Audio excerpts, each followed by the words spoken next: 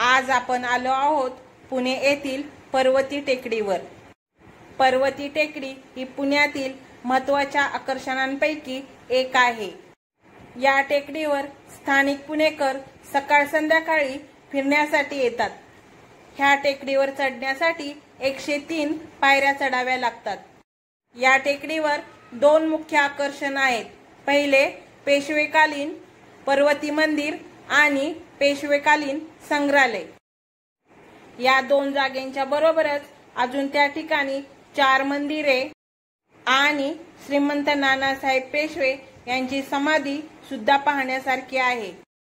पानिपतच्या तिसऱ्या युद्धापर्यंत पर्वती ही पेशव्यांची फिरण्यासाठी आणि आराम करण्याची जागा होती।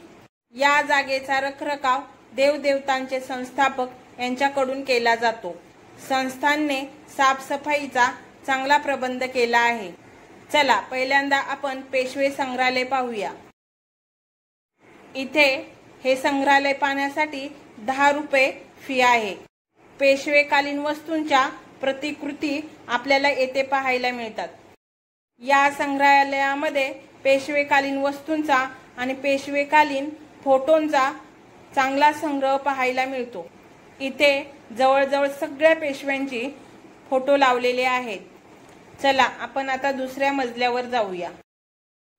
समोर लाकडावर कोरलेले गणपतीचे मखर आहे। इथे खूप मोठा वस्तूंचा आणि फोटोंचा संग्रह आहे। या वस्तू पाहिल्यानंतर आपल्याला पेशवाईंच्या श्रीमंतीचा अंदाज नक्कीच येतो।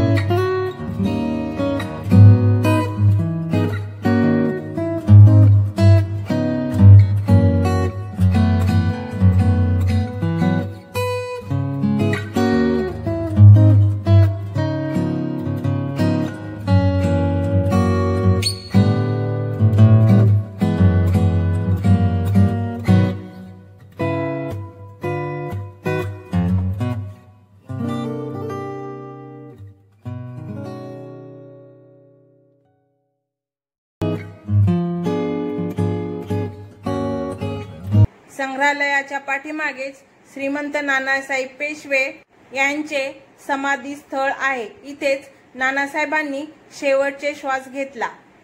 समोरच नानासाहेब पेशव्यांची फोटो ठेवला आहे।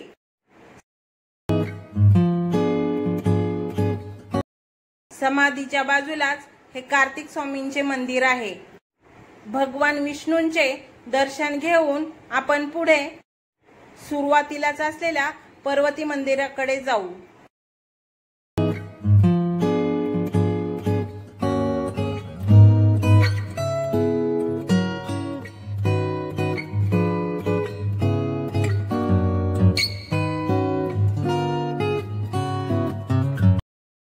छत्रपती शिवाजी महाराजांचे नातू छत्रपती शाहू महाराज आणि श्रीमंत नानासाहेब पेशवे यांचे घनिष्ठ संबंध होते।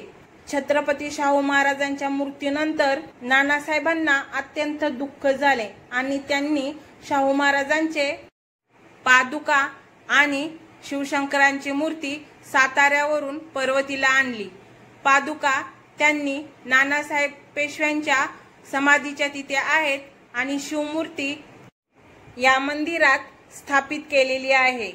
या मंदिराला देवदेवेश्वर मंदिर असे म्हटले जाते। श्रीमंत नानासाहेबांनी आपली आई काशीबाई हिचा नवस फेडण्यासाठी हे मंदिर बांधले आहे। काशीबाई ह्या आपल्या डाव्या पायापासून खूप त्रस्त होत्या। पायाचे दुखणे कमी व्हावे असा नवस त्यांनी केला होता।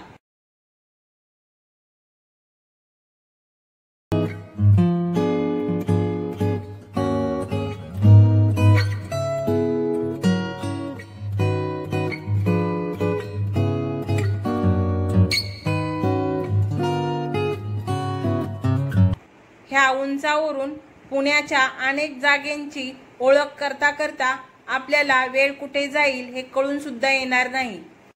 समोर घनदाट झाडांमध्ये जे दिसत आहे ते सारसबागेतील गणपती मंदिर आहे। शनिवार वाड्यासमोरील हा भारताचा ध्वज आहे। नेहरू स्टेडियम, स्वारगेट फ्लायओव्हर, पर्वतीला भेट दिल्याशिवाय पुणे सफर ही अधुरी आहे। हा व्हिडिओ तुम्हाला कसा वाटला हे कमेंट मध्ये नक्की सांगा आणि ह्या व्हिडिओला लाईक, शेअर आणि सबस्क्राईब करा।